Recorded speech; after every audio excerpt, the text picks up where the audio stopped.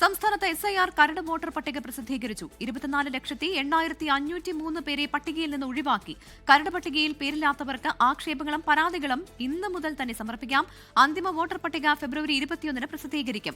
SIR നടപടികൾ നീട്ടണമെന്ന സംസ്ഥാന സർക്കാരിന്റെ ആവശ്യം തിരഞ്ഞെടുപ്പ് കമ്മീഷൻ തള്ളി.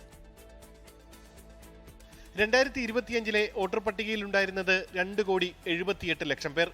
SIR എന്യൂമറേഷൻ പൂർത്തിയായപ്പോൾ 24,08,000-ലധികം പേർ വോട്ടർ പട്ടികയിൽ നിന്ന് പുറത്തായി.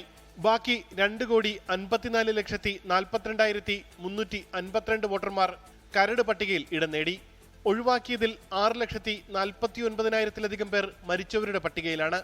6,45,000-ലധികം പേർ കണ്ടെത്താൻ കഴിയാത്തവരുടെ വിഭാഗത്തിലും 8,16,000-ലധികം പേർ താമസം മാറിയവർ എന്ന വിഭാഗത്തിലും ഉൾപ്പെട്ടു.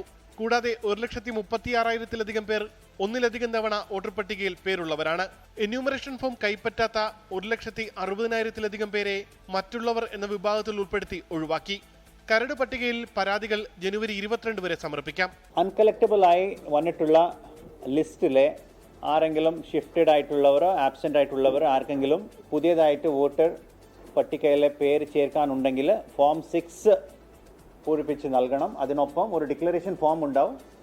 ഈ ഡിക്ലറേഷൻ ഫോം അത് കൂടി പൂരിപ്പിച്ച് നൽകണം. ക്ലെയിംസ് ആൻഡ് ഒബ്ജക്ഷൻസിന്റെ പീരിയഡ് 23 ഡിസംബർ മുതൽ 22 ജനുവരി വരെ ഉള്ളതാണ്.